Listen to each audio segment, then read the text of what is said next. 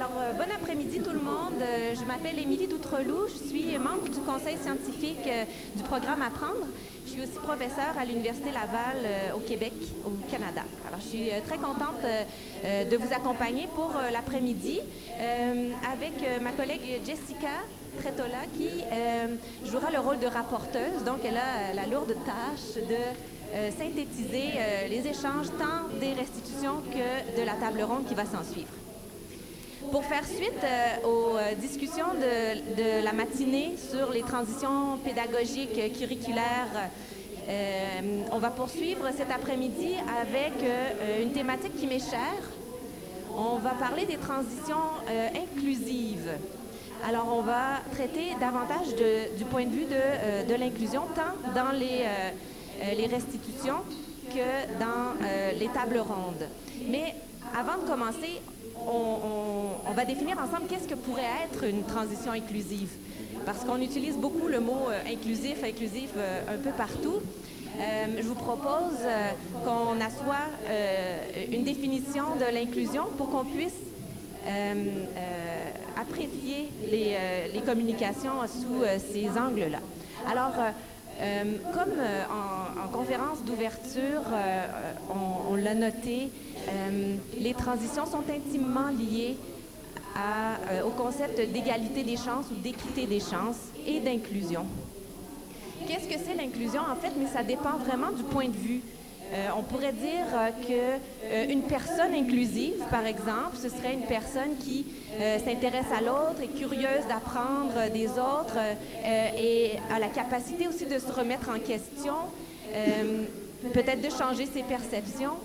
Tandis que pour un établissement inclusif, qui serait impliqué dans les transitions inclusives, alors dans le paradigme de l'inclusion, l'établissement, c'est à lui, en fait, de s'adapter à la diversité des élèves.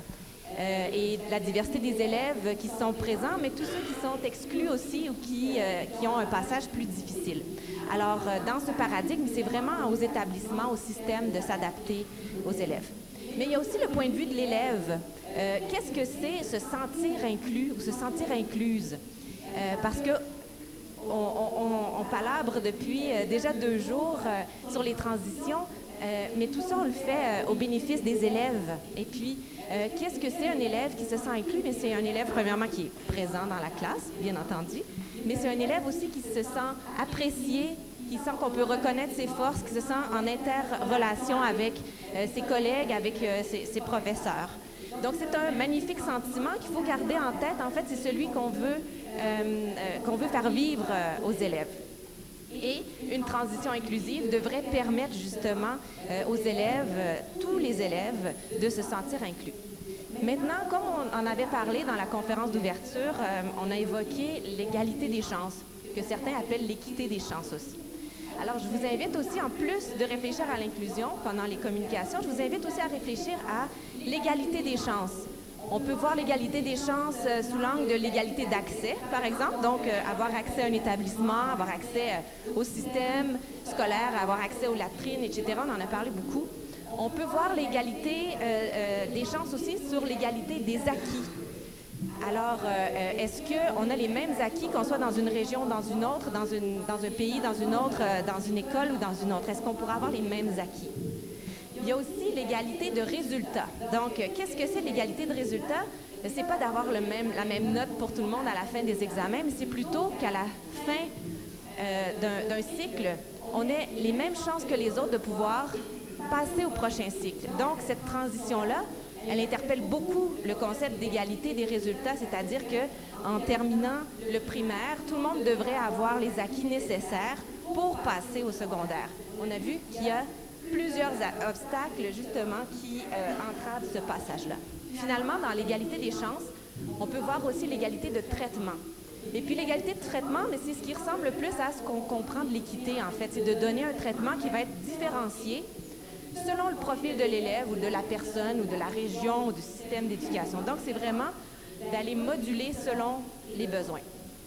Alors, je vous invite à garder en tête la conception de l'égalité des chances, la conception de l'inclusion, des transitions inclusives pendant les exposés de nos collègues.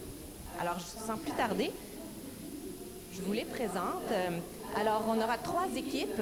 Ah oui, je voulais vous rappeler aussi. Je vous invite à feuilleter les notes ici. Attendez un peu que j'ouvre mon cahier. Vous avez tous reçu les notes d'orientation. Alors, vous avez un résumé des projets qui sont présentés aujourd'hui.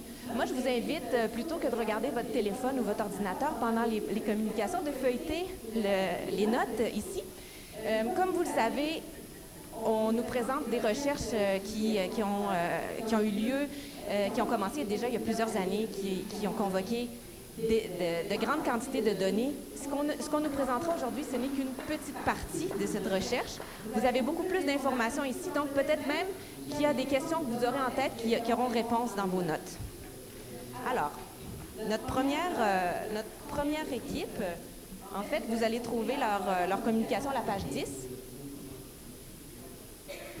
On a une communication de Frédéric Andriamaro, qui est enseignante-chercheuse au Madagascar et qui est accompagnée de Joanne Durand du Conseil scientifique. Est-ce que vous êtes prête? Ok, c'est bon. Merci. Donc, en ce début d'après-midi, je vous emmène un peu voyager vers l'océan Indien. Donc, on va un peu parler du cas de Madagascar. Et donc, aujourd'hui, je représente, au fait, une équipe de recherche de l'Université catholique de Madagascar sur les déterminants de la réussite de la transition école-collège. Donc, l'équipe est pluridisciplinaire. Nous avons dans notre équipe un économiste, une sociodémographe, un psychologue, un anthropologue. Donc, on a été vraiment une équipe pluridisciplinaire. Et justement, donc, je tiens à noter qu'un de mes collègues est aussi quand même dans la salle, Monsieur Olivier Rahuanchou. Et il s'est occupé du volet quantitatif, tandis que moi, je me suis beaucoup plus concentrée sur le volet qualitatif donc, de ce travail de recherche. Donc, afin de répondre à la question de connaître quels sont les déterminants,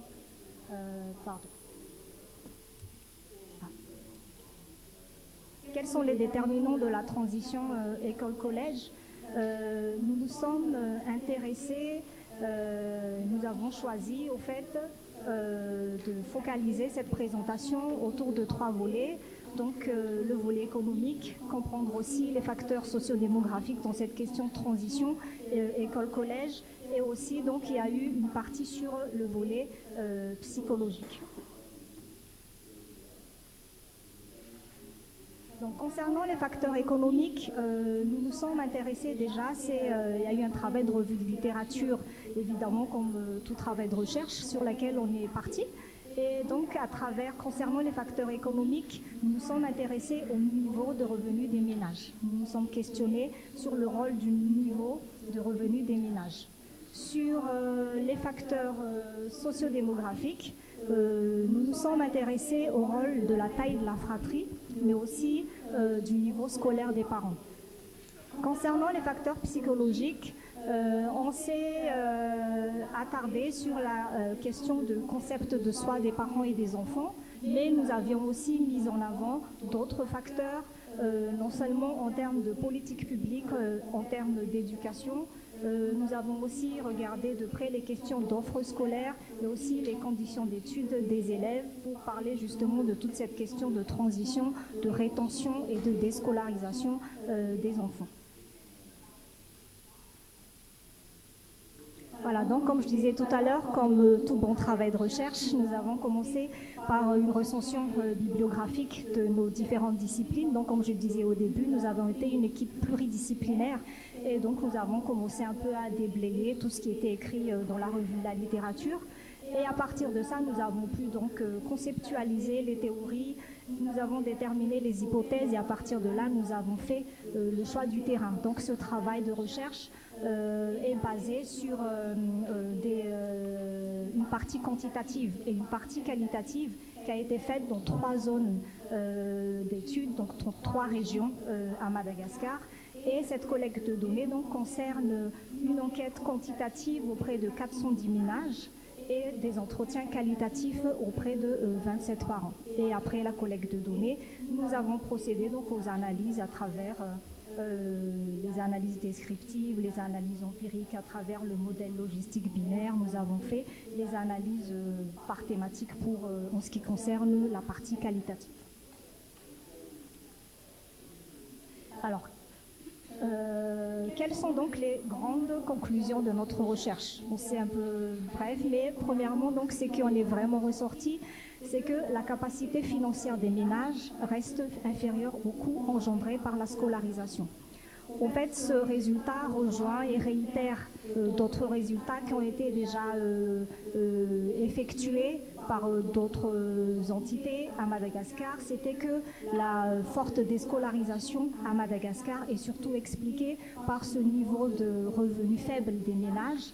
Et donc les parents déscolarisent leurs enfants dès qu'ils font face à un choc. Et c'est une des premières, on va dire, stratégies familiales de déscolariser les enfants, donc lorsqu'il y en a des difficultés économiques et financières dans le ménage. Deuxièmement aussi, les recherches ont montré que le fait d'appartenir à une fratrie nombreuse était aussi source de déscolarisation dans les 3 zones et sur notre échantillon, bien évidemment. Et justement, lorsque nous avons fait les enquêtes dans ces 3 zones d'études, il y avait la moyenne du nombre d'enfants par ménage était de 4 enfants. Ça pouvait aller de 3 enfants à 12 enfants dans les ménages, mais donc avec une moyenne de 4 enfants. Et justement, lorsque les familles, comme je disais tout à l'heure, faisaient face à une crise, à un choc, eh bien, une des stratégies familiales était de déscolariser d'abord les aînés de la fratrie. Hier, il y avait des collègues qui parlaient aussi de ça. Eh bien, à Madagascar aussi, c'est pareil. On va déscolariser d'abord les aînés pour pouvoir maintenir donc les cadets à l'école. Donc ça fait partie donc des risques d'être déscolarisé lorsqu'on appartient à une fratrie nombreuse. Le capital scolaire des parents aussi influe sur la scolarisation d'après donc les recherches sur notre échantillon. Et on a montré que lorsque les parents avaient atteint le niveau secondaire, les enfants avaient aussi une plus grande chance, une plus grande probabilité d'atteindre le niveau secondaire. Et pareillement, donc, lorsque les parents n'avaient jamais été scolarisés ou avaient arrêté leurs études au primaire, les enfants aussi avaient beaucoup plus de risques d'arrêter donc au niveau primaire. La troisième conclusion, celle-ci, on ne l'avait pas prévue du tout dans les hypothèses de départ. On n'avait pas du tout pensé à cette question de santé, mais finalement, il en est ressorti, surtout à travers donc, les récits de vie qu'on a fait sur le plan qualitatif. Donc, on a essayé de voir les trajectoires de vie et les parcours scolaires des enfants. Eh bien, il en est ressorti que sur 27 trajectoires d'enfants, 11 de ces enfants, c'est-à-dire un tout petit peu moins de la moitié, avaient décroché parce qu'il y a eu des problèmes de santé. Ça ne faisait pas du tout partie de nos hypothèses de départ, mais c'est quelque chose qui est ressorti et qui nous a, on va dire, interpellés quand même, de savoir que la santé pouvait être aussi un facteur non négligeable dans la non-rétention scolaire des enfants. Généralement, c'était des questions de santé qui étaient récidivistes, qui revenaient souvent. Non seulement les enfants, mais lorsqu'il y avait aussi des problèmes de santé des parents, de la grand-mère, des grands-parents, le ménage n'avait plus assez de finances pour que l'enfant continue à travailler et donc il déscolarisait les enfants. C'était aussi parmi donc les stratégies familiales. La question des grossesses précoces aussi était apparue dans les questions de récit de vie. Et ces grossesses précoces, donc au départ, lorsque les jeunes filles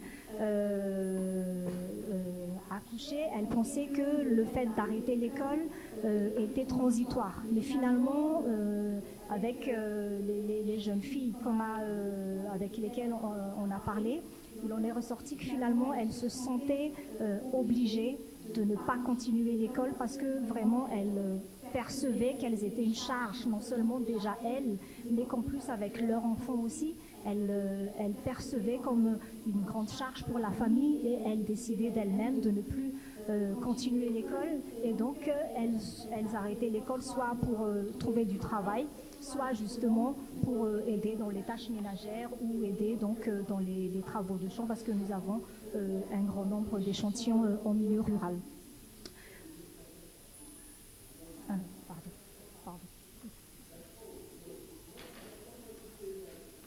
Oui, pardon. Donc, la quatrième conclusion touche un peu plus le volet psychologique. Comme je disais, dans notre équipe, on avait eu un psychologue et à travers ce qu'on appelait le concept de soi interdépendant, et bien après des régressions et après quelques calculs par rapport à ça, il en est ressorti que finalement, ce sont les raisons environnementales qui influençaient plus le choix de déscolarisation que des raisons individuelles. C'est-à-dire que d'après donc les analyses, c'était pas forcément l'individu, les enfants, les parents qui avaient vraiment une perception négative de la scolarisation, mais c'est l'environnement social, économique, etc., qui faisait qu'il y avait vraiment une plus grande probabilité de déscolariser les enfants. Et enfin aussi, la recherche a montré, comme d'autres recherches, les conditions scolaires précaires, surtout en milieu rural malgache, avec le manque d'infrastructures, le manque d'enseignants. Je pense qu'on a déjà un peu entendu ça depuis hier, ce contexte-là. Il existe bien aussi en milieu scolaire rural malgache. Eh bien, pareil, l'offre éducative est limitée. Les enseignants, même s'il y a eu ces derniers temps un fort recrutement d'enseignants, et bien généralement il y a encore beaucoup d'enseignants non fonctionnaires qui sont là, et ce sont les parents d'élèves, les associations des parents d'élèves qu'on appelle les FRAM, ce sont donc des enseignants FRAM qui sont payés par les parents et ils n'ont pas forcément le niveau justement pour enseigner les élèves. Et donc tout ceci a donc montré qu'il y a eu des répercussions, tous ces facteurs-là ont des impacts et ont des répercussions sur la transition scolaire.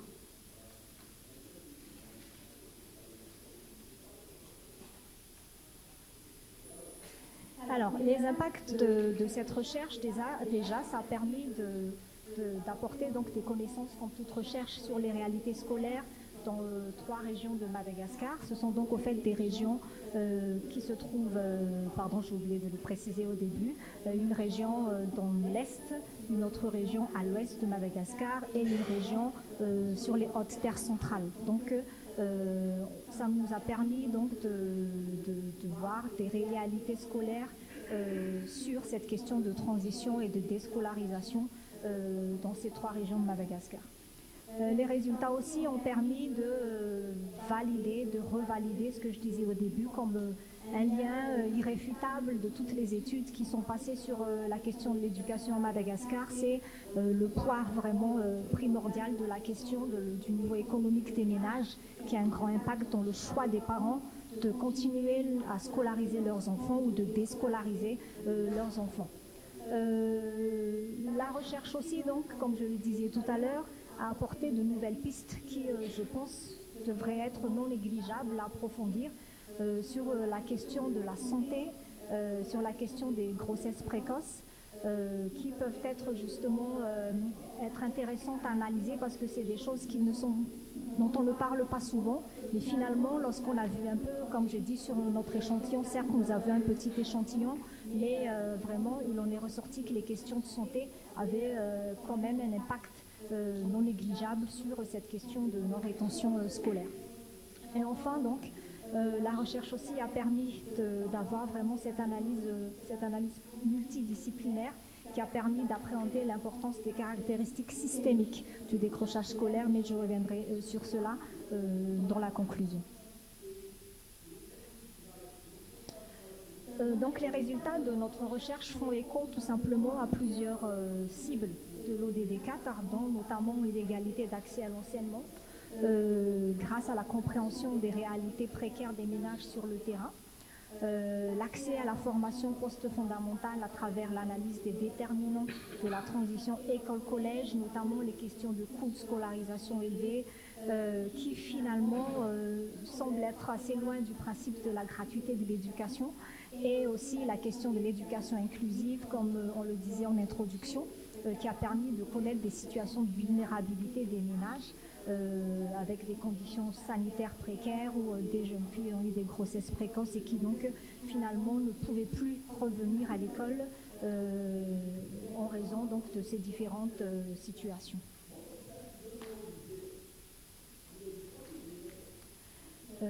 Quelles recommandations donc pour favoriser cette transition école-collège à Madagascar? Donc déjà, appuyer davantage les ménages, surtout les plus vulnérables, comme je l'ai déjà dit plusieurs fois, c'est vraiment le côté économique qui revient souvent dans le discours des parents et aussi dans les calculs qui ont été faits. Les coûts de scolarisation sont assez lourds pour les parents et donc ce serait vraiment repenser à appuyer davantage ces ménages, notamment en donnant des subventions par exemple sous forme de bourses d'excellence aux ménages. On a parlé de bourses d'excellence déjà, non seulement pour aider un peu les parents sous forme un peu d'allocation familiale pour l'éducation, mais aussi ça pourrait permettre de motiver les enfants et les parents et ça pourrait justement apporter des choses en termes de qualité de l'éducation. Il serait aussi intéressant et important d'accompagner les parents dans la question de travail, dans la question de création d'AGR. Donc voilà, les parents, comme je disais, dès qu'il existe un choc, ou dès qu'il y a quelque chose de, on va dire, plus important, ils vont demander à leurs enfants de ne plus aller à l'école et généralement c'est lié à la situation financière des ménages. Et donc la multiplicité des AGR, surtout pour les ménages en milieu ruraux, pourrait justement aider dans ce sens-là afin de minimiser les risques de probabilité pour que les enfants décrochent au primaire ou au collège. Ensuite, parmi aussi les actions de recherche, les actions à mettre en œuvre, ce serait aussi d'apporter des mesures spécifiques sectorielles aux ménages, c'est-à-dire tout simplement initier des mesures d'accompagnement multisectoriel aux parents. Ce que nous avons retenu surtout à travers cette étude, c'était que la question de transition école-collège et la question du décrochage scolaire en général n'était pas seulement causé par un facteur, ce n'était pas seulement inhérent aux questions de politique éducative, mais c'était aussi relié à divers aspects, à différents facteurs. Et donc c'est pour ça que nous avons préconisé la multiplication d'AGR, la contribution aux soins de santé, mais pourquoi pas aussi des systèmes d'écoute et de conseil dans les écoles, parce qu'on avait vu que généralement, lorsque les familles font face à des crises, une des premières solutions, c'est de déscolariser les enfants, alors que peut-être qu'un système de conseil et d'écoute permettrait d'orienter les parents pour trouver ensemble une autre perspective, une autre expectative que de directement déscolariser les enfants et d'arrêter aussi donc d'arrêter vraiment la scolarisation des enfants. Donc, en conclusion, cette recherche, au fait, met en avant vraiment l'importance de la prise en compte des caractéristiques systémiques de la scolarisation, c'est-à-dire les politiques éducatives qui sont mises en place. Parallèlement, il faudrait vraiment voir de près l'aspect économique des ménages, l'aspect sanitaire des enfants et de leurs familles, l'aspect social des rapports à la scolarisation, les aspects anthropologiques, etc. Et vraiment voir le problème de cette forte déscolarisation, de cette non-rétention scolaire devrait vraiment être vu de manière systémique. Il faudrait le voir vraiment dans son ensemble pour pouvoir améliorer efficacement déjà en quantité, mais surtout et surtout en termes de qualité donc pour l'éducation à Madagascar. Voilà, je vous remercie pour votre attention.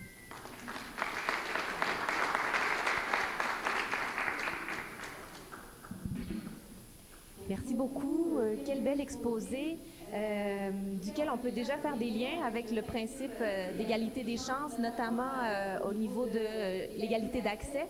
On a pu voir qu'il pouvait être entravé par des obstacles environnementaux, économiques, de santé. Donc vraiment, merci. Je vais passer la parole à Joanne Micheline Joanne Durand pour un commentaire au niveau de l'accompagnement scientifique du projet.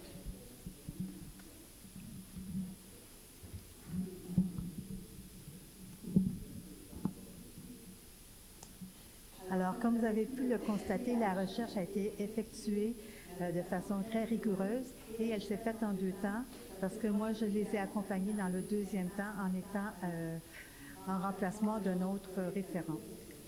Alors, certaines recommandations exigent une très grande transformation des façons de faire au niveau national et d'autres une plus grande implication à regard des besoins manifestés. Alors, dans un premier temps, je vais relever ces recommandations-là. Et dans un deuxième temps, je veux aussi vous narrer deux portraits qui ont été faits au niveau des entrevues avec les enfants pour dresser des profils de ces élèves-là qui vivent la déscolarisation. Alors, au niveau des recommandations, on en retrouvait de 4 groupes, soit les premières d'ordre économique qui visent à assurer la scolarisation de tous les enfants, quelle que soit leur région ou leur genre. Elles sont particulièrement importantes dans la mesure où toute amélioration des conditions de vie des ménages trouve écho dans les analyses qualitatives parmi les déterminants du décrochage scolaire. Ensuite, on avait des recommandations qui étaient davantage d'ordre social, particulièrement au niveau démographique, donc liées aux résultats trouvés selon lesquels le risque de décrochage scolaire est relativement plus élevé pour les ménages à familles nombreuses. Donc, des efforts devraient être davantage concentrés aux zones encore à fort indice synthétique de fécondité, afin de soutenir indirectement l'éducation et la réussite scolaire. Le troisième groupe de recommandations concernait particulièrement l'offre de services éducatifs, car selon la recherche réalisée, il a été démontré que les conditions d'études ne peuvent pas être neutres face au décrochage scolaire. Cela va directement avec le renforcement des compétences des enseignants, particulièrement ce qui concerne l'enseignement en langue française. Alors, on parlait de non-maîtrise par les enseignants de la langue française. Finalement, le quatrième regroupement est plutôt d'ordre politique. La performance du système éducatif et particulièrement la réussite scolaire dépend en effet de la pertinence de la stratégie adoptée ainsi que de l'approche privilégiée pour sa mise en œuvre. Ainsi, la mise en place de pratiques inclusives et suivi de recherche indiquant les bonnes pratiques dans la formation de toutes les parties prenantes amènerait une plus grande accessibilité aux 2 heures d'enseignement et une meilleure réussite de tous les élèves. Alors finalement, cette recherche-là, donc, on tirait des portraits tirés des parcours d'élèves. Alors, je vais juste prendre une petite minute, peut-être, pour en faire un, si j'ai du temps, faire 2. Alors, le premier, c'est Oni. Oni est une jeune fille de 16 ans qui a dû abandonner les bancs de l'école en classe de 5e. Elle vit avec ses parents ainsi que 6 frères et sœurs. En tout, la patrie a 9 enfants, mais sa sœur aînée ne réside plus avec la famille, car elle a décidé de trouver du travail en ville après avoir dû arrêter ses études, car les parents n'ont pas pu financer jusqu'au bout. Oni a commencé l'école à l'âge réglementaire de 6 ans. Elle ne connaîtra pas le redoublement jusqu'à son CEPE, puis elle sera inscrite dans une école catholique, car ses parents et elle-même aspirent à ce qu'elle devienne plus tard une religieuse. Elle était en bonne relation avec ses camarades de classe et n'avait pas de soucis particuliers. Suite à des difficultés financières, les parents de Oni ne pouvaient plus payer son écolage. Ainsi, elle a dû abandonner la classe en 5e. Alors, ça fait 3 ans qu'elle n'est plus allée à l'école et depuis, elle aide ses parents qui sont agriculteurs et s'occupe essentiellement de riziculture.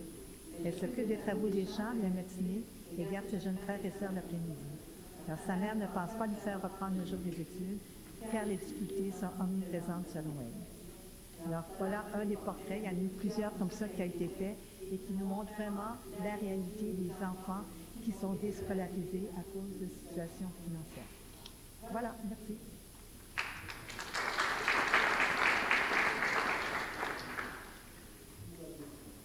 Merci beaucoup à l'équipe.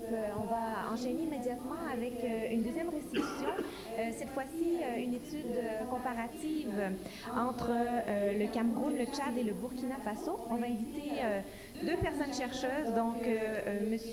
Zamo Akono et on a aussi M. Gadom qui vont nous faire une présentation. Vous allez trouver les notes à la page 17 de l'orientation.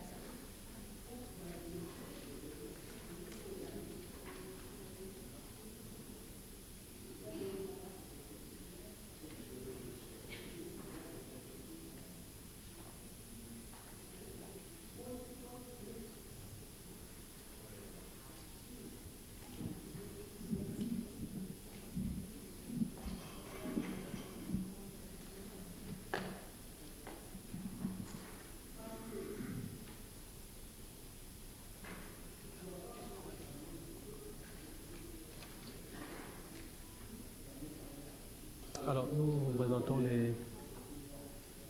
une synthèse des résultats de notre étude intitulée Améliorer l'environnement de la transition école-collège en Afrique subsaharienne, cas du Cameroun, du Tchad et du Burkina Faso. L'équipe était coordonnée par Christian Zambo au Cameroun. Il y a le docteur Gadon du Tchad et le professeur Kombari du Burkina Faso qui n'a pas pu être là.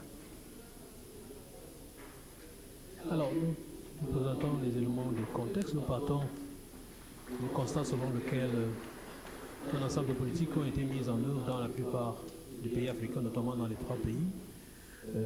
Ces politiques étant plus axées vers l'accroissement de l'offre d'éducation, et ces politiques ont eu pour principaux résultats l'amélioration des taux de scolarisation, notamment aussi bien au primaire qu'au secondaire. En s'intéressant principalement au primaire, on observe des taux de scolarisation de un peu plus de 110% au Cameroun, environ 109% au Burkina Faso et un peu moins de 95% au Tchad. Cependant, on observe aussi qu'il y a un certain nombre de problèmes qui surgissent tout au long du cursus scolaire des élèves, notamment les taux de déperdition qui de temps en temps apparaissent un peu plus élevés. Si on regarde le contexte du Cameroun, on peut se rendre compte que les taux d'achèvement du cycle primaire sont autour de 75%, 73% au Burkina Faso et environ 35% au Tchad, ce qui dénote effectivement de ce que, même s'il y a un taux d'absorption important en début de cycle, mais on perd beaucoup d'élèves au cours du cycle. De même, si l'on regarde les taux d'achèvement du premier cycle du secondaire, on va voir des taux d'achèvement qui sont généralement autour de 30% dans les 3 pays. Donc, en réalité, il y a de fortes déperditions qui méritent que l'on s'y attarde pour voir dans quelle mesure on peut identifier des pistes de politique publique susceptibles d'améliorer l'environnement de la transition école-collège dans les 3 pays. Donc, globalement, notre étude avait pour objectif d'examiner les mécanismes permettant donc de contribuer à une meilleure transition école-collège dans les 3 pays, avec 4 objectifs spécifiques, je ne vois pas très bien, décrire les politiques éducatives dans les 3 pays, ensuite proposer une description des profils de transition, on verra bien ce qu'on appelle par profil de transition dans les 3 pays, en mettant l'accent sur les disparités géographiques, mais aussi sur les disparités de genre. La 3e idée, c'était d'identifier à la fois les facteurs scolaires et extrascolaires qui peuvent expliquer le faible taux de transition dans certains pays, et enfin proposer des recommandations de politique publique susceptibles donc d'améliorer l'environnement de la transition dans les 3 pays. Pour atteindre ces objectifs, on a adopté une démarche méthodologique en 3 étapes. La première étape, c'était de faire une analyse contextuelle dans laquelle on essaie de recenser les politiques qui ont été mises en œuvre dans les 3 pays au cours des 10 dernières années. Cela a donné lieu à un rapport pour chacun des pays sur le contexte des politiques éducatives qui sont menées. Ensuite, naturellement, on a fait une revue de littérature sur le plan théorique et empirique. Et par la suite, on a organisé la collecte de données en 2 temps. Dans un premier temps, il s'agissait de faire des enquêtes qualitatives en organisant des focus group discussions dans lesquelles on avait à la fois les enseignants, les élèves et les parents. Donc, dans chaque pays, on avait 6 groupes de focus group discussion, 3 groupes pour le primaire et 3 groupes pour le secondaire. Par la suite, on a fait une collecte de données quantitatives à travers des questionnaires qui ont été élaborés. L'idée était, au départ, on avait souhaité faire une étude qui permet de calculer les acquis au cours de l'année. Et donc, la première idée, c'était de dire on va faire une enquête en début d'année scolaire, une autre vers la fin d'année scolaire, et on allait comparer en réalité les acquisitions cognitives des élèves. Mais, compte tenu des contraintes qu'on a eues, à la fois des contraintes administratives et contraintes financières, on a dû mener une seule enquête, et dans laquelle on avait à la fois des élèves du primaire et des élèves du secondaire. Dans le primaire, on s'est intéressé principalement aux élèves du CM2 et pour les élèves du secondaire, on avait ceux de 6e et ceux de 5e, 5e surtout au Cameroun et je crois au Tchad. Donc l'idée, c'était de collecter à la fois un ensemble d'informations sur leur environnement de travail, mais aussi sur les conditions dans lesquelles ces élèves vont à l'école. Là, la procédure a consisté à identifier au sort des établissements. À l'intérieur des établissements, on choisissait à la fois les responsables d'établissement. Ensuite, on tirait au sort les salles de classe.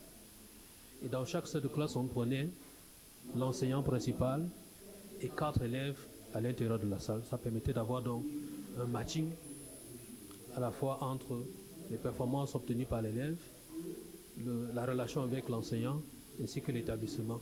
Donc, en ayant à la fois des informations sur le contexte de l'établissement, les compétences ou bien les qualités de l'enseignant, on pouvait donc faire un lien entre les performances qu'on observait pour l'élève et le cadre de son étude, notamment l'enseignant. Après, on avait donc, pour chaque élève, on interrogeait également les parents ou le tuteur de l'élève. Et c'est à la suite de tout cela qu'on a pu faire des analyses des données en utilisant les outils statistiques et économétriques. En termes de résultats, on peut retenir 2-3 choses. Premièrement, qu'on observe que les taux de transition directe restent à améliorer. Alors, l'idée ici, c'était de dire que on classait les étudiants, les élèves de 6e en 3 groupes. Ceux qui avaient effectué la transition du primaire jusqu'en 6e sans avoir eu à reprendre, c'est ceux-là qu'on considérait qu'ils avaient fait une transition directe, donc réussie. Ensuite, on s'intéressait à ceux qui avaient au moins repris. On estime donc que ceux-là avaient certes transité, mais comme il y avait eu des redoublements, on parlait donc de transition indirecte. Ensuite, on avait ceux dont la transition avait été retardée parce qu'ils ont redoublé, n'ont pas pu aller en classe supérieure. Donc ceux-là, c'était ceux qui étaient encore au CM2. Donc on arrivait à tenir compte des redoublants au CM2 et voir qu'est-ce qui pouvait expliquer la situation. Ceux qui avaient pu traverser, mais avec des redoublements en cours pendant le cycle primaire, et ceux qui avaient traversé sans qu'il y ait eu de redoublement. Et cela permettait d'avoir donc ces 3 groupes-là. On observe que les taux de transition directe restent encore faibles, notamment au Tchad où ils sont autour de 50%. Voilà. Ensuite, deuxième résultat, on observe qu'une forte proportion d'élèves ont des retards dans leur transition dès le primaire à cause effectivement des redoublements qui sont observés.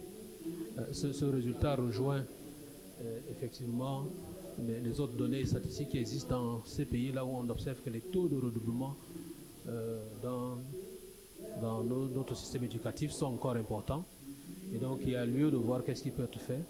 On observe également qu'il y a d'importantes disparités entre les filles et les garçons, les filles étant plus à risque d'avoir des transitions retardées ou des transitions indirectes.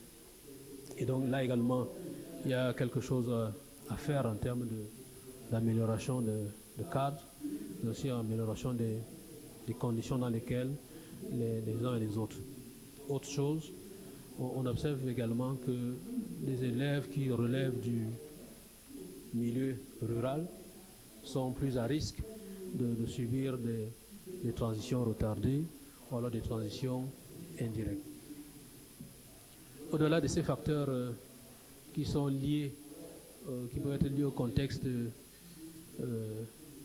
familial, on a également observé qu'il y a un ensemble de problèmes qui se posent notamment dans le milieu scolaire, et les focus group discussions ont révélé effectivement qu'il y a beaucoup d'enseignants du secondaire qui estiment que les élèves ne sont pas suffisamment préparés dès le primaire à affronter le nouvel environnement scolaire. Donc il y a quelque chose qui devrait être fait dans ce sens-là. Donc il y a lieu d'améliorer le cadre institutionnel également. Alors, nous pensons que les résultats de cette recherche peuvent aider dans 4 mesures, notamment en termes d'amélioration des activités éducatives. L'idée étant que, comme on l'a dit, il y a des éléments sur lesquels on devrait insister en termes d'environnement de l'étude. On a vu que au Tchad, en 2014, on a eu à supprimer le concours d'entrée en 6e, ainsi que le CEP. Donc tout le monde passe jusqu'à la fin du premier cycle du secondaire. Donc ça crée des travers en réalité en termes de qualité de ceux qui partent des classes de primaire vers ce qui est convenu d'appeler les classes de secondaire. Donc il y a ce volet-là qu'il faudrait bien regarder pour s'assurer que effectivement tout le monde passe avec les mêmes niveaux. De même, quand on regarde le contexte camerounais, on va observer que on a le sentiment qu'on a deux systèmes. Lorsque vous êtes en milieu urbain, il y a une forte course vers les établissements privés, parce qu'ils ont une présomption de meilleure qualité, notamment le privé confessionnel. Mais lorsque vous êtes en milieu semi-urbain ou rural, parce que ces types d'établissements sont un peu rares, donc les gens sont un peu plus tournés vers le système public. Il y a une forte concurrence vers le système public, donc la question de l'égalité de chance se pose également à l'intérieur en termes de chance d'accéder aux établissements de bonne qualité. Le deuxième aspect touche à ce qui peut être fait aussi bien pour les responsables d'établissement que pour les enseignants. Il y a lieu de penser que parmi les recommandations qui sont émises ici, il y a des aspects qui touchent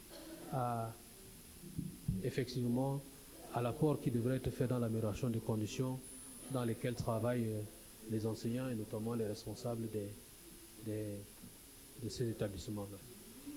Pour ce qui est des élèves du cycle primaire et secondaire, l'environnement d'études, les conditions dans lesquelles les élèves ont accès notamment aux ressources éducatives nécessite qu'effectivement on ait un accent, met un accent dessus.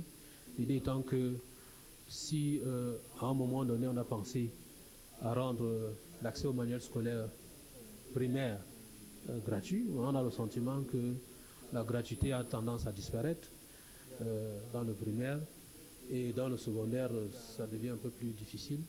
Donc il y a quelque chose à faire de ce côté-là.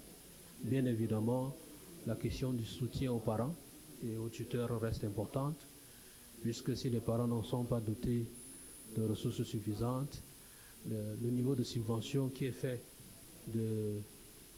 dans nos systèmes éducatifs nécessite qu'on s'y penche encore également pour voir qu'est-ce qui peut être fait pour améliorer les conditions dans lesquelles les parents scolarisent leurs enfants. Bien évidemment, en guise de lien avec l'ODD4, nous pensons que nos résultats touchent aussi bien aux questions d'apprentissage qu'aux questions de parcours scolaire, comment revoir l'organisation des parcours scolaires, notamment la loi de 2014 qui a été adopté au Tchad qui pose un souci. Les résultats mettent suffisamment en accent sur les conditions d'égalité de genre, et l'idée étant qu'il y aura forcément des aspects sur lesquels il faudra revenir, étant donné que les filles ont tendance à être plus à risque dans comment on appelle, le retard de transition vers l'école au collège. Bien évidemment, d'autres recommandations touchent forcément à la question de l'organisation du système éducatif en lui-même. Globalement, 4 recommandations de recherche peuvent être retenues. Premièrement, améliorer les ressources pédagogiques accessibles aux élèves.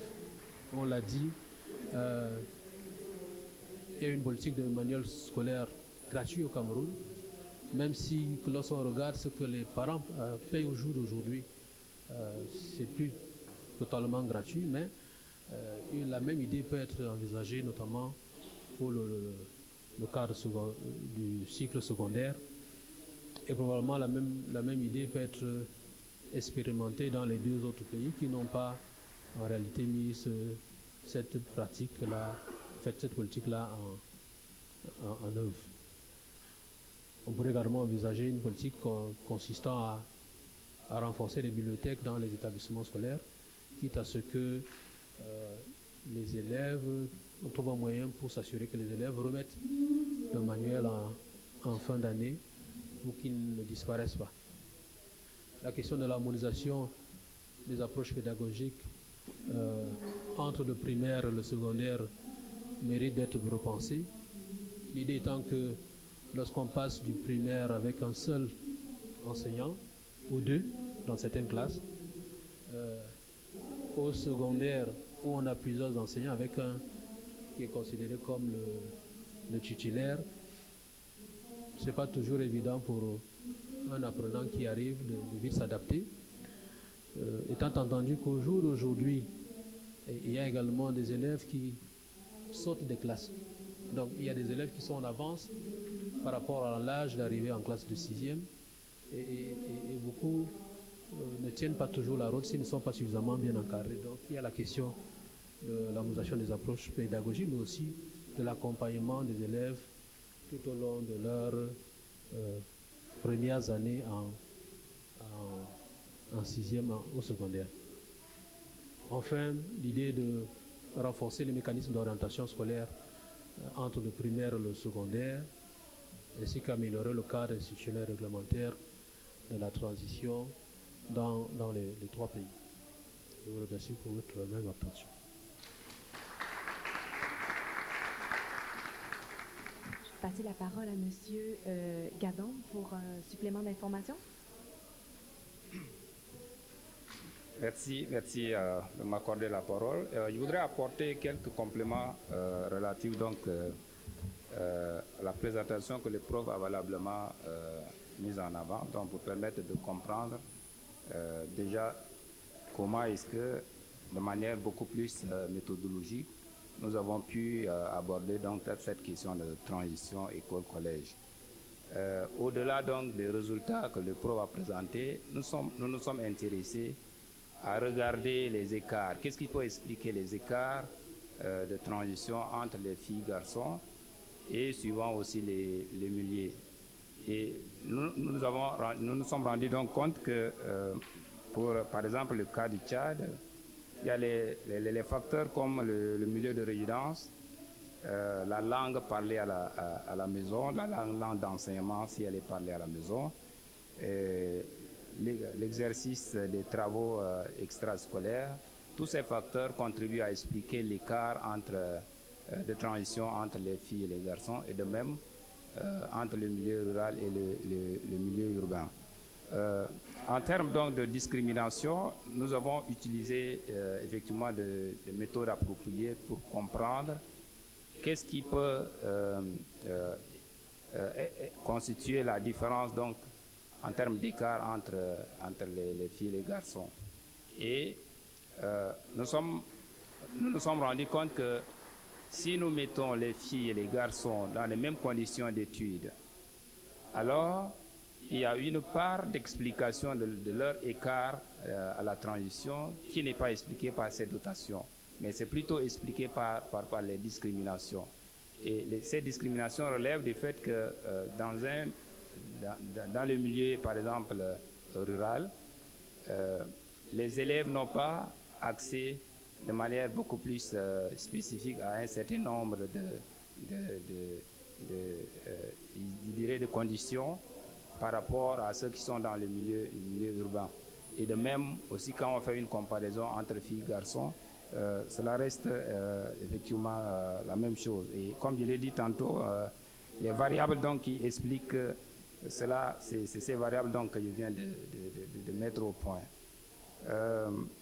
Peut-être pour donner une information beaucoup plus précise pour le cas du Tchad, comme le prof l'a souligné tantôt, le taux de transition directe, par exemple, est de 49% et la transition indirecte est de 50,7%. Et nous avons interrogé aussi l'impact, comme le SG l'a dit ce matin, l'impact donc du passage systématique régi donc par l'arrêté 253 pris en 2014.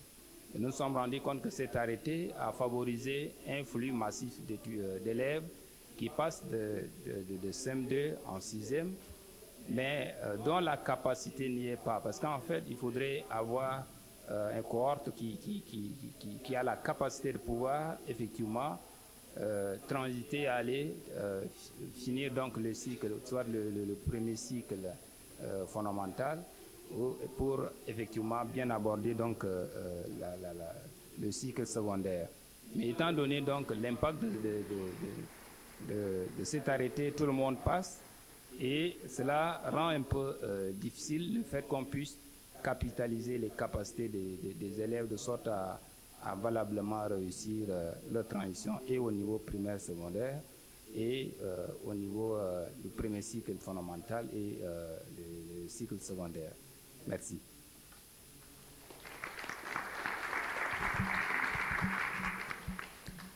Merci beaucoup à l'équipe pour cet exposé en lien avec les notions d'inclusion et d'égalité des chances. On a pu voir dans cette communication l'identification de catégories d'élèves qui sont particulièrement exclus lors des transitions.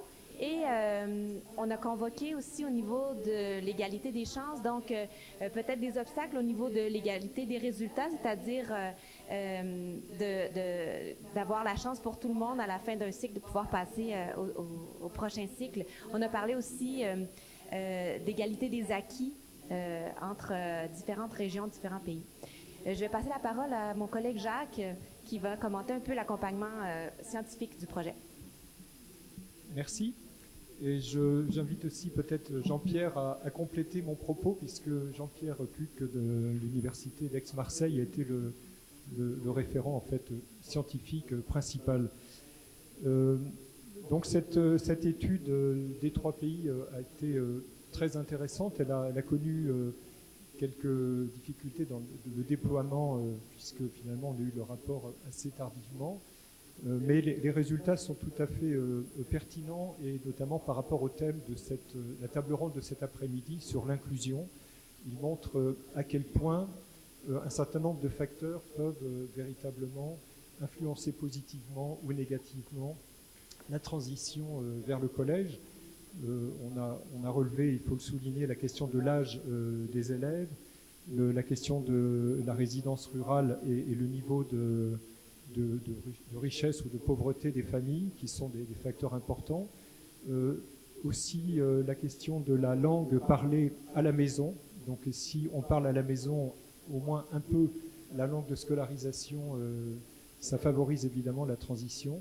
Et donc cette étude que je vous invite à consulter à partir des clés que vous avez reçues, parce qu'elle est très très riche en informations, apporte des enseignements importants qui complètent aussi le travail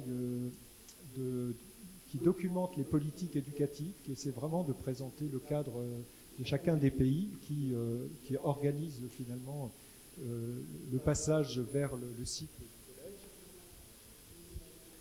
Donc ça a bien confirmé le poids d'un certain nombre de facteurs que j'ai évoqués et on est très convergent dans cette étude avec les résultats de l'étude sur Madagascar présentée juste avant, ce qui montre bien que pour que les politiques éducatives puissent répondre à cette question de la transition, il y a des actions certainement multifactorielles à entreprendre en relation avec le niveau de vie, comment on compense la très grande pauvreté de certaines familles pour éviter que les enfants ne soient déscolarisés.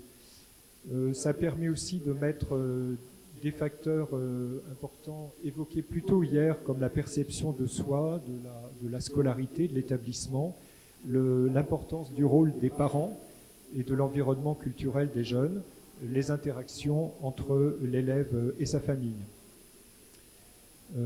Les focus group ont permis de recueillir beaucoup d'éléments quantitatifs qui ont peut-être bien souligné les difficultés que l'on a dans les établissements, à la fois le niveau de formation des enseignants, l'insuffisance du matériel scolaire, donc les conditions d'études qui sont parfois difficiles. Et l'étude a bien montré, puisqu'elle portait sur la 6e et la 5e, elle a montré que la transition, réussir la transition, ça ne consiste pas simplement à arriver en classe de 6e, mais c'est pouvoir y avoir des résultats corrects et que cela soit confirmé en classe de 5e. Et ils ont aussi identifié certains facteurs, par exemple des élèves qui avaient un très bon parcours au primaire, mais qui, arrivés au collège, n'ont pas réussi à avoir de bons résultats et ont chuté assez fortement. Donc tous ces éléments nous incitent fortement à analyser de façon très systémique ces aspects relatifs à la transition. Et je pense qu'on aura l'occasion, dans la table ronde de demain, de voir de quelle façon les politiques éducatives peuvent prendre en compte ces éléments pour essayer d'atténuer les freins à la transition école-collège. En tout cas, je remercie le professeur Zamo et professeur Gadom pour tout ce travail qui a été tout à fait intéressant, que je vous invite à consulter dans le document complet de l'étude. À vous. Merci Jacques, merci à toute l'équipe. On va enchaîner avec notre troisième présentation d'aujourd'hui, donc de cet après-midi plutôt, de notre collègue Henri Rodrigue Gamelleux, une analyse situationnelle qui s'est déroulée au Cameroun. Donc, la parole est à vous. Vous allez trouver les détails dans les notes à la page 44.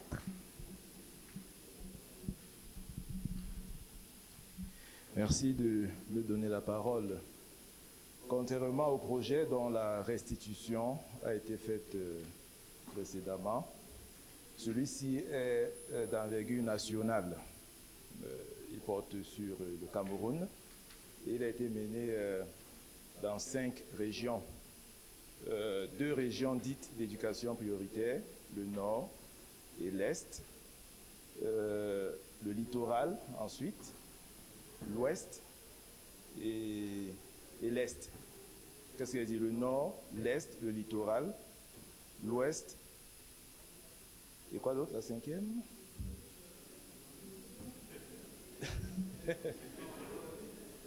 J'ai l'ouest, j'ai l'est, le littoral et le sud-ouest. Oui, la zone anglophone. On peut avancer, s'il vous plaît. Bien. Initialement, nous avons envisagé, analyser les goulots d'étranglement à la transition primaire-secondaire. Je pense que c'est plus approprié dans le cas du Cameroun, primaire-secondaire. Alors, un goulot d'étranglement, c'est simplement une strangulation réalisée au niveau d'un passage d'un point A à un point B. Ce qui suppose que la strangulation réduit la quantité de ce qui va de A vers B. Ça peut être le sang, mais ici nous parlons d'élèves, nous parlons du passage du primaire au secondaire. Raison pour laquelle, spontanément, la transition envisagée en termes de passage est perçue comme un taux On parle de taux de transition. Alors, les études, les données au Cameroun indiquent que de 2010 à 2017, 70,86% des élèves achèvent le primaire. Qui achèvent le primaire s'inscrivent au premier cycle du secondaire. Ce qui suppose que près de 21% ne passent pas, donc ne traversent pas. Et donc, il n'y a pas de transition chez eux, ça c'est clair, en termes de taux. Mais la transition n'est pas qu'un simple passage. Elle est également l'expérience de ce passage. Ça, il faut prendre cela en compte. Et donc, si on la considère simplement du point de vue quantitatif en termes de taux, on dira, OK, ils sont 70-86% à passer, c'est bon pour eux. Mais attention, on peut passer, mais il est à questionner aussi l'expérience de ce passage. C'est pourquoi la transition peut être réussie, tout comme elle peut être difficile ou problématique. C'est vrai que sur le plan conceptuel, la littérature n'est pas encore précise sur la question. Et donc, des approches, des facteurs psychosociaux et culturels sont à prendre en considération. C'est la raison pour laquelle l'étude a mis l'accent sur le vécu de la transition en termes d'expériences positives ou négatives. Et les données montrent que les disparités en termes de transition concernent le genre, concernent les différentes régions du Cameroun. Et donc, nos objectifs, essayer d'expliquer le taux de transition à l'aide de variables significatives. On verra l'incidence sur le plan méthodologique tout à l'heure. Analyser les données susceptibles d'apporter des renseignements complémentaires parce que nous avons exploité des données secondaires, donc des bases de données déjà existantes. Et ensuite, explorer l'expérience de la transition de scolariser. Ensuite, comparer les déterminants de la transition en fonction des régions.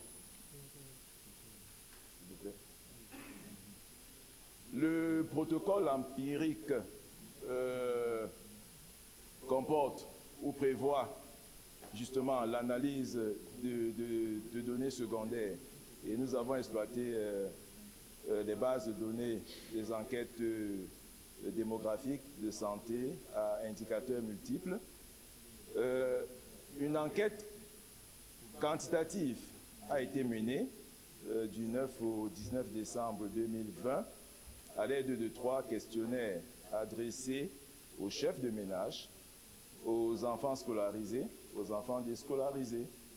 Et bien plus tard, après l'exploitation de toutes ces données, une enquête qualitative a été réalisée au courant de juillet 2022 à l'aide de guides d'entretien individuels et de groupes auprès des 3 catégories concernées par l'enquête quantitative auxquelles ont été associés bien d'autres. Je peux avancer. Les résultats saillants. Le développement psychomoteur, dont entendons ici la disponibilité des aires de jeu et des bibliothèques, a un lien positif avec le taux brut de transition. Et ces 2 facteurs, ces intrants, contribuent positivement à l'amélioration du taux de transition du primaire au secondaire. Deuxième résultat saillant, un paradoxe en apparence. L'analyse de régression indique que le taux de transition diminue, je dis bien diminue, avec l'augmentation du nombre d'enseignants qualifiés, généralement fonctionnaires. Je reprends. Le taux de transition diminue avec l'augmentation du nombre d'enseignants qualifiés, généralement des fonctionnaires. La même analyse de régression indique à ce niveau que le taux de transition augmente plutôt avec l'augmentation des maîtres de parents et des enseignants contractualisés. Les maîtres de parents sont recrutés par l'association des parents d'élèves et des enseignants. Donc c'est un paradoxe, mais qui s'explique très simplement. On pourrait y revenir. Ensuite, autre fait saillant, l'expérience de la transition varie en fonction de la région. Notamment, elle est moins bonne dans les zones d'éducation prioritaire, l'Est et le Nord. Elle varie en fonction de l'agent orienteur. Lorsque celui-ci est un professionnel de l'orientation, l'expérience de la transition est meilleure. Et je dois dire en passant que les conseillers d'orientation, pour ne citer que ceux-là, sont rares au cycle primaire. Cette expérience varie aussi en fonction du système éducatif. Il semble qu'elle est nettement positive dans le système éducatif anglophone. Elle varie aussi en fonction du tutorat familial. Lorsque le parent biologique assure le tutorat, la transition est nettement bonne. Et nous savons très bien que dans nos ménages, les enfants sont tutorés par des tantes, des grands-parents, ainsi de suite. Donc, c'est à prendre également en compte. L'expérience de la transition est nettement positive en milieu semi-urbain. Ça aussi, c'est un fait que nous avons relevé. Un autre aspect qui nous a semblé important de ressortir cet après-midi concerne la gouvernance de l'éducation. Nous sommes dans un processus de décentralisation et les professionnels de l'éducation enquêtés ont mentionné le fait que les municipalités ne prennent pas encore de manière effective en charge les besoins éducatifs, ce qui pose d'énormes problèmes. La prétendue gratuité de l'éducation est un gros problème parce que une fois que les chefs de ménage ont payé les frais de scolarité, la suite n'est pas assurée pour voir l'enfant en matériel pédagogique. Et on a parlé de la rareté des conseillers, des spécialistes de l'orientation au niveau primaire. Un autre aspect également qui a retenu notre attention concerne les classes intermédiaires. Beaucoup d'enseignants y ont fait allusion,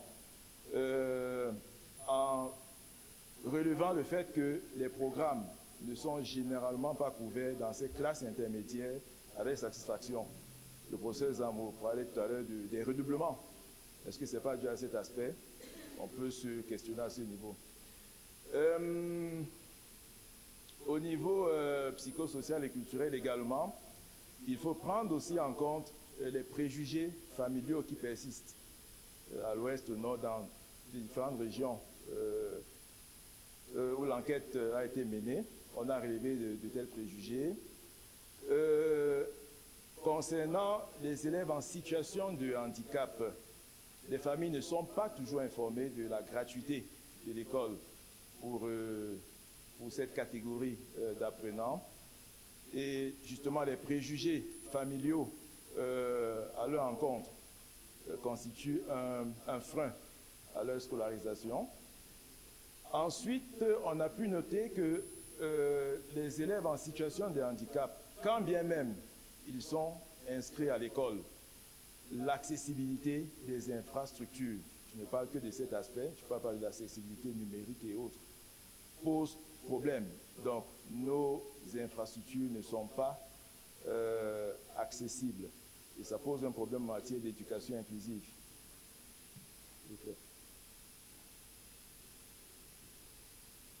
Bien, impact de la recherche, l'amélioration du taux brut d'accès, de la sécurité physique, du développement psychomoteur, ici bibliothèque et aires de jeu, pourrait avoir un impact favorable sur la transition. Ensuite, concernant la gestion des ressources humaines, il faut noter que le recrutement, la formation, le déploiement, la rémunération des enseignants et conseillers d'orientation sont cruciaux pour garantir une éducation de qualité. Et l'étude a montré que en milieu rural, il est pratiquement impossible d'y retenir les enseignants et fonctionnaires auxquels je faisais allusion précédemment. S'agissant des facteurs psychosociaux, il y a des facteurs individuels qu'il faut prendre en compte, les facteurs familiaux, le pouvoir d'achat, on a évoqué la fratrie tout à l'heure, les facteurs sociaux et culturels qui concourent à l'adaptation psychosociale et scolaire des élèves. En matière d'éducation inclusive, il faut adresser les besoins spéciaux des apprenants en situation de handicap, mais il n'y a pas que. Les besoins spéciaux des déplacés internes, ils sont bien nombreux, tous ceux qui viennent des zones dites anglophones. Et aussi ceux des élèves de milieux ruraux et semi-ruraux. Vous avez par exemple des élèves qui sont obligés tous les jours de parcourir de très longues distances pour aller à l'école. C'est assez pénible. On passe. Bien, lié avec l'ODD 4, éducation inclusive et équité. Je l'ai dit tout à l'heure, prendre en compte les besoins spécifiques, le handicap, le pouvoir d'achat des ménages, donc les familles pauvres, les déplacés internes, le cas des étudiants qui ont besoin de rémédiation. Nous avons fait allusion aux classes des intermédiaires. Et ensuite, les distances géographiques, la distance géographique. Il y a bien d'autres. Concernant l'amélioration du taux de transition, on a vu que le taux brut d'accès est favorable à l'amélioration du taux brut d'accès est favorable à l'amélioration du taux de transition. Les infrastructures également ont besoin d'être améliorées. Le matériel d'apprentissage, il n'est pas toujours disponible. Ou alors, les élèves ne l'ont pas toujours. La sécurité alimentaire, le développement psychomoteur, bibliothèque et de jeux.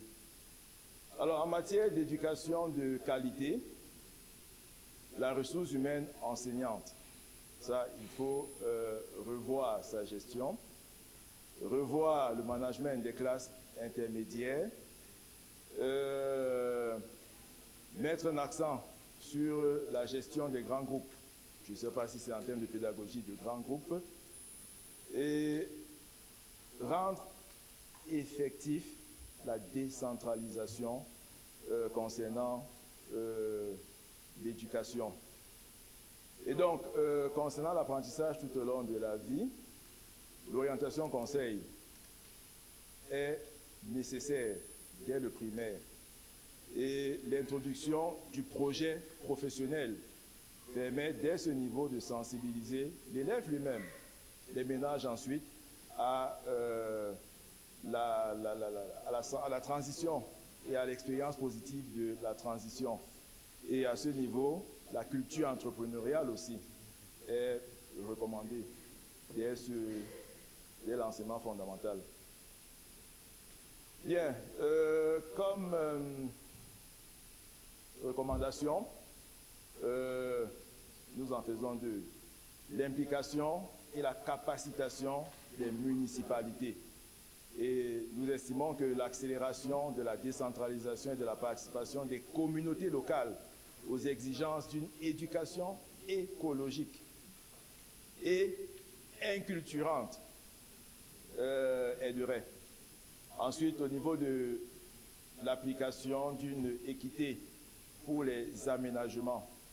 Les aménagements supposent des mesures prises en vue de répondre aux besoins spécifiques. Donc, ça renvoie au traitement différentiel des élèves conformément à un répertoire de besoins spécifiques. Et nous estimons qu'il est nécessaire de répertorier ces besoins spécifiques qui ne se limitent pas simplement aux situations de handicap en termes de déficience. Ils peuvent s'élargir à toute autre forme de vulnérabilité, le pouvoir d'achat des ménages, la zone d'éducation, par exemple, au nord-ouest, au sud-ouest, la crise dite anglophone sévit et met en difficulté beaucoup de ménages. Les enfants donc expriment des besoins spécifiques qu'il faut pouvoir prendre en compte. Donc nous insistons sur ce répertoire des besoins spécifiques en vue d'améliorer l'expérience de la transition. Merci. Merci beaucoup. Quelle belle restitution. Donc, vous avez sans doute vu comme moi les liens avec l'inclusion. Moi, j'ai noté cette expression que j'ai bien aimée, l'expérience de passage. Donc, quand on parle du vécu dans les transitions, ça fait référence au sentiment d'inclusion dont on avait parlé en entrée. Et également, on revient à plusieurs reprises sur l'égalité de traitement, donc le fait de donner selon les besoins de manière différenciée. Merci pour l'exposé. Je vais passer la parole à mon collègue, le professeur Tchoup, président du Conseil scientifique.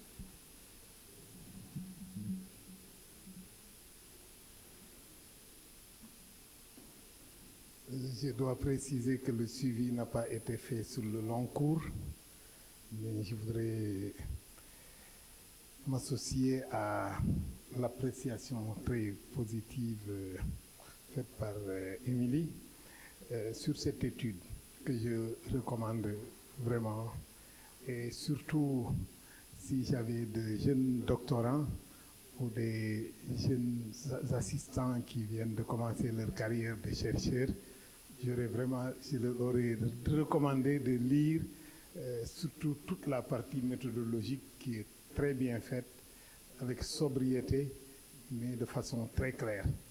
En particulier, un bon établissement du rapport entre la revue de la littérature et les concepts qui vont être mobilisés dans l'étude. C'est vraiment un aspect qui m'a beaucoup plu dans cette étude. Mais également l'utilisation de l'outil statistique. Très souvent, on peut être envahi par les données statistiques, mais là, le traitement a été fait de telle sorte que même un analphabète en mathématiques s'y retrouve sans grande difficulté. Donc, ce sont là des aspects très positifs.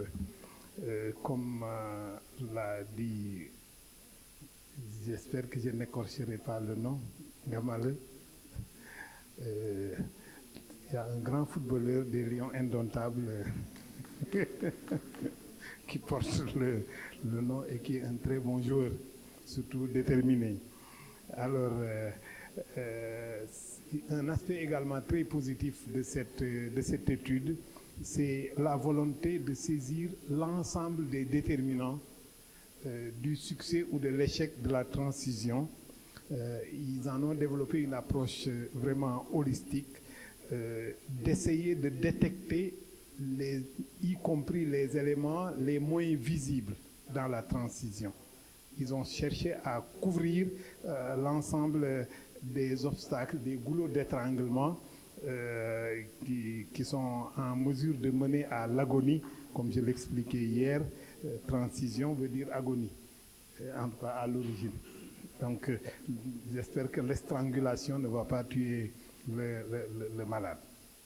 Alors, donc il y a une présentation de l'état de l'art, les concepts mobilisés sont explicités, ils ont montré toute la pertinence de ces concepts.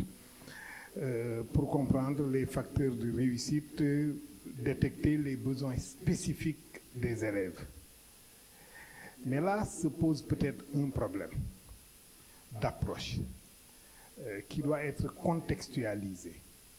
Je pense qu'il y a un biais qui doit être né de la littérature mobilisée, qui a porté sur des pays où l'abondance des ressources permet un suivi individualisé des élèves. Mais quand tu es en situation de pénurie, tu as un effectif pléthorique. Faut-il agir sur les facteurs collectifs qui permettent de faire avancer le maximum possible ou chercher l'impossible, c'est-à-dire suivre individuellement les élèves, repérer leurs besoins spécifiques de chaque individu qui est dans la classe? Ça me semble, dans les contextes des pays africains, extrêmement difficile et compliqué. Quand vous avez une classe de 25 élèves, d'accord, vous pouvez suivre chaque élève. Mais quand ils sont 125, il vaut mieux agir sur le global plutôt que d'essayer de suivre chaque élève. Vous allez peut-être vous ne pourrez pas atteindre votre objectif, même si la volonté est là. Je pense que ce biais, on doit le repenser. C'est vrai qu'il ne s'agit pas seulement d'agir sur les données structurelles. C'est bien d'avoir l'intention d'agir sur les individus, mais moi je me pose en tout cas la question, même s'il est plus généreux d'avoir une prise en charge différenciée pour chaque élève, je me demande si c'est possible dans les conditions de pénurie qui sont souvent le cas. Alors, je pense qu'à un moment donné de l'exposé, la salle a un peu bougé quand vous avez dit que la réussite de la transition est facilitée quand les enseignants sont des contractuels et des maîtres de parents. Par contre, les enseignants titulaires sont moins performants. Et même dans les préconisations, vous en avez tiré une conclusion qui a consisté à dire qu'il faut recruter beaucoup plus de contractuels. Effectivement, c'est un paradoxe. Normalement, les titulaires, les enseignants titularisés ont plus d'expérience, sont plus anciens dans le système. Ça devait marcher avec eux mieux que des contractuels qui sont en situation précaire. Je pense que la préconisation, ça ne doit pas être peut-être de multiplier les contractuels, mais de prendre les mesures idoines pour que les titulaires fassent leur boulot.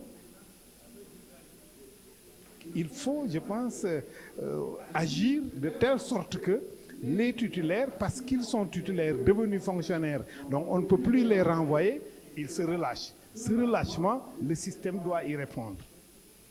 Et non pas amener du précaire, beaucoup plus de précaires, étant entendu que les précaires ayant plus peur d'être renvoyés vont travailler plus. Les titulaires sont dans les syndicats, ils sont tout le temps en train de faire autre chose que ce pourquoi ils sont payés. Je pense que le système doit travailler à les faire amener à ce qu'ils travaillent. C'est ce qu'on appelle l'effet maître. Je pense que c'est très important. Et j'ai également bien aimé la discussion dans le choix des régions qui ont été étudiées. Ça a été justifié pourquoi telle et telle région ont été choisies. Je pense que ça également, c'était très positif. Alors, donc, au lieu de favoriser la contractualisation, il faut s'attaquer à l'inertie des titulaires. Il y a beaucoup d'enseignants inertes dans nos systèmes et on ne leur dit rien. Merci. Merci beaucoup, professeur Tchoub, qui a réchauffé la salle, en fait, pour notre période de questions qui va commencer. Je vais vous rappeler un peu le fonctionnement. Alors, on a 15 minutes, en fait, pour la période de questions. Je viens de démarrer le chrono. Alors, je vous propose 3 questions et je vous rappelle qu'il y a plusieurs réponses déjà dans les notes d'orientation. Donc, on va commencer avec 3 questions. Est-ce qu'on a des micros qui vont se promener? Alors, je vais promener un micro ici. Oui. Merci beaucoup. Je vais toujours m'attarder sur le travail de professeur Gamali. Il me semble qu'il y a une variable que vous avez complètement ignorée. Parce que j'ai eu dans une autre vie, quand j'étais responsable au niveau départemental et régional, c'est la capacité d'accueil. Parce que vous allez remarquer que en zone urbaine, vous avez les enfants nés de parents indigents qui ont de bonnes moyennes au concours d'entrée en 6e ou en première année, qui ne sont pas retenus. Et ces parents n'ont pas les moyens d'aller au privé. Et je me souviens, c'est le problème que j'avais à gérer quand j'étais délégué régional. J'avais des parents où c'est pathétique. Ouais, ils sont là, ils ne savent quoi faire. La capacité d'accueil, on a donné les effectifs canoniques.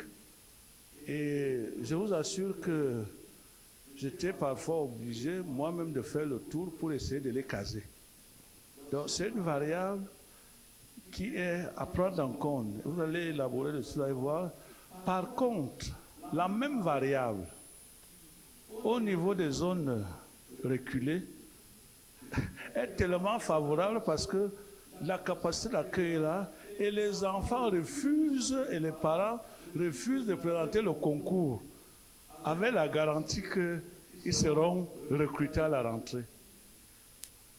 Ils refusent de faire présenter le concours parce que, faute de moyens, et il faut payer 3 000 ou 5 000 francs les frais de concours, ils préfèrent ne pas présenter le concours et à la fin, comme si le chef de village a dressé une liste, le chef d'établissement qui ne veut pas avoir de problème est obligé de prendre tous ses élèves, quel que soit leur niveau. Donc, je fais une suggestion, essayez d'élaborer, et vous allez voir, peut-être les résultats seront également intéressants. C'est une contribution, moi je ne voulais pas poser des questions. Merci de la qualité des exposés. Merci beaucoup. Le continent a parlé.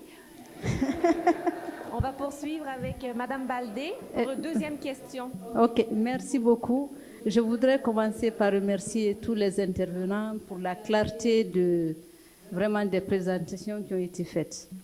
Je retiens également que les 2 dernières présentations qui ont été faites, presque d'ailleurs les 3, ont toutes abordé l'approche psychosociale, culturelle, que nous avons tous abordé d'ailleurs dans nos différentes études de différentes façons.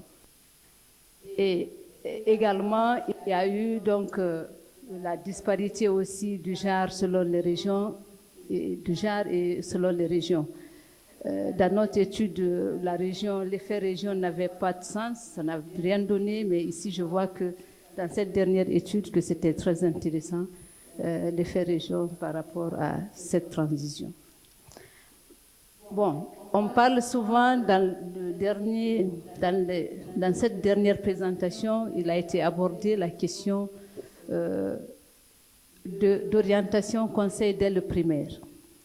Orientation, conseil, je me pose des questions par rapport à orientation conseil dès le primaire. Est-ce qu'on ne pourrait pas peut-être former les enseignants du CM2 pour qu'ils jouent en même temps ce rôle-là de conseil primaire, pour ne pas alourdir les choses parce qu'on sait ce qui existe dans nos pays. Donc, la gestion des grands groupes, je crois qu'actuellement, dans tous les pays, en tout cas en Afrique au sud du Sahara, je crois que cela est une question éminemment importante dans le cadre de la formation des enseignants. Et la gestion décentralisée, je ne sais pas à quel niveau vous êtes, parce que nous, c'est un vœu pieux. C'est-à-dire l'école appartient à la communauté, mais jusqu'à quel point ça se fait? On est à quel niveau de décentralisation à ce niveau-là? Je ne sais pas. Et dans l'étude sur l'avant-dernière étude qui a été menée, on a beaucoup de ressemblances, beaucoup de choses qui ont été faites de la même façon presque. Il y a quand même beaucoup d'aspects donc, qui sont de même. C'est l'étude sur le cas du Cameroun, Tchad, de Burkina Faso. Donc beaucoup d'aspects communs. Quand on regarde justement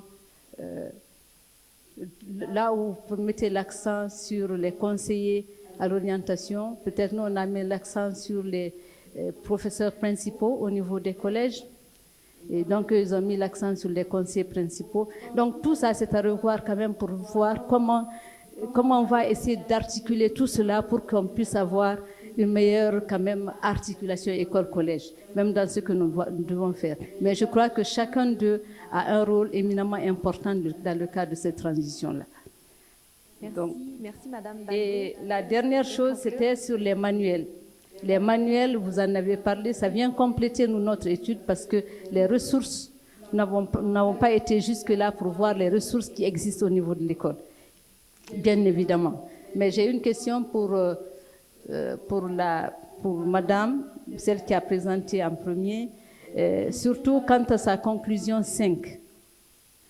La conclusion 5, si je regarde maintenant, c'est là où elle parle de justement des facteurs ce n'est pas des facteurs familiaux, mais ce sont des facteurs environnementaux qui font qu'il y a décrochage. J'aimerais bien comprendre comment cela et comment aussi on a essayé de comment elle a pu cibler les parents. Merci. Merci beaucoup. Merci. Ça fait plusieurs questions. On va prendre une dernière intervention. Ensuite, on fera les réponses. On verra s'il y a du temps. Mais comme vous savez, il y a la pause. Vous pourrez aller rencontrer, discuter avec les chercheurs, chercheuses à la pause. On vous écoute, monsieur. D'accord. Merci beaucoup de me passer la parole à nouveau. La transition du primaire au secondaire au Cameroun est conditionnée par un concours qu'on appelle le concours d'entrée en sixième. Les épreuves proposées d'une zone A à une zone B ne sont pas les mêmes. Est-ce que ce paramètre a été pris en compte tenu du fait que vous avez parlé d'une disparité au niveau des taux de transition? Est-ce que les épreuves proposées n'influencent pas aussi ces différents taux? Ça, c'est d'un. Et de deux, tout récemment, la Banque mondiale nous faisait savoir que de nombreux enfants ne peuvent pas présenter que ce soit ce concours ou le CEP, simplement parce qu'il leur manquait un acte de naissance. Est-ce que ce paramètre a également été pris en compte dans l'étude? Quel est le poids de ces facteurs dans les transitions? Ça, c'était le sens de mes questions. Merci beaucoup. Merci beaucoup. Je suis consciente qu'il reste des questions en suspens. On va aller aux réponses, puis on verra s'il nous reste du temps par la suite. Je passe la parole, c'est en ordre.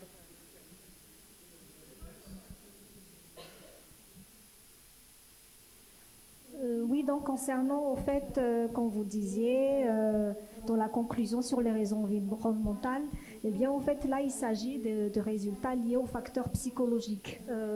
Je n'oserais pas vraiment porter la casquette de mon collègue psychologue, mais c'est à travers une analyse de corrélation de variables qu'il a au fait fait donc, et il a parlé donc de concept de soi interdépendant qui essayait justement au fait de voir quel était l'impact des antécédents institutionnels et des antécédents environnementaux concernant le décrochage sur les antécédents individuels. Et donc après, c'était une analyse quantitative que notre collègue psychologue avait faite. Eh bien, il en est ressorti que c'était pas vraiment une volonté individuelle des parents qui était la première cause du choix du décrochage des enfants, mais c'était relié un peu à la question de l'environnement, c'est-à-dire l'environnement social, l'environnement économique dans lequel vit la famille, et c'est plutôt lié à ce contexte donc de l'environnement qui entoure la famille plutôt qu'à vraiment une volonté individuelle de vouloir décrocher son enfant.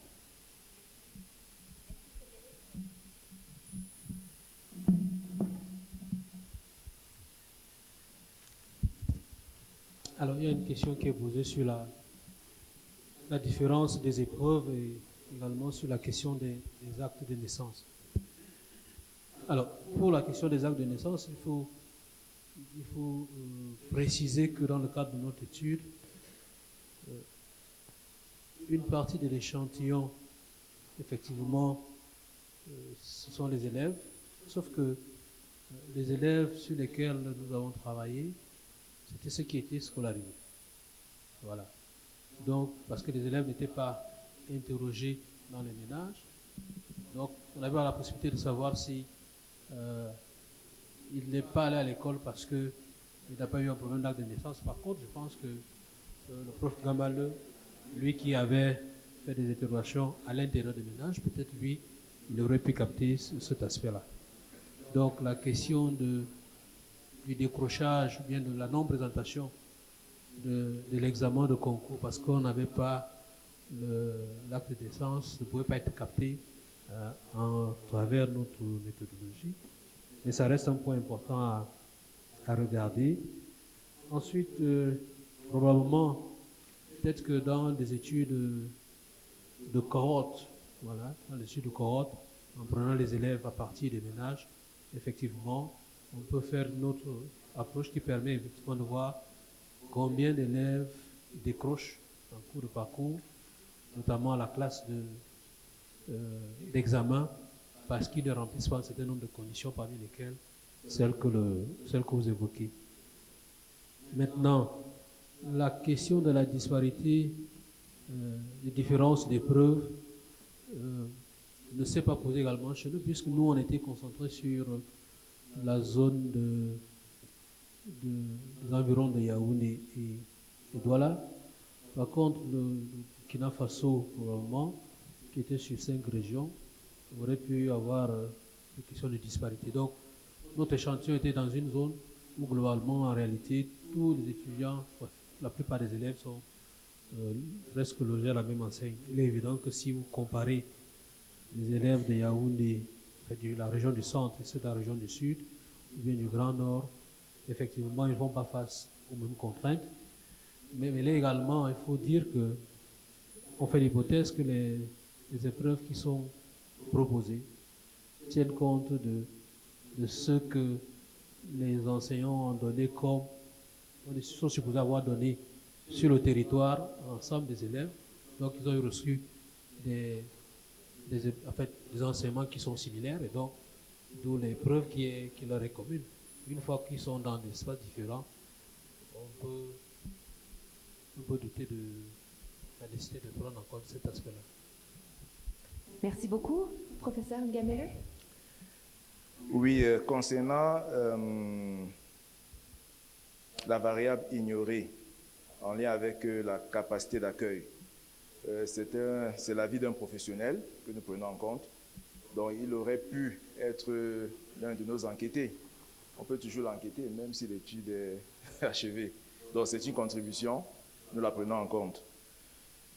Concernant la mise en service des conseillers d'orientation à l'école primaire, en fait, nous n'estimons pas qu'il faille nécessairement avoir des conseillers d'orientation, mais proposer des services orientants. C'est important. Maintenant, la formule peut être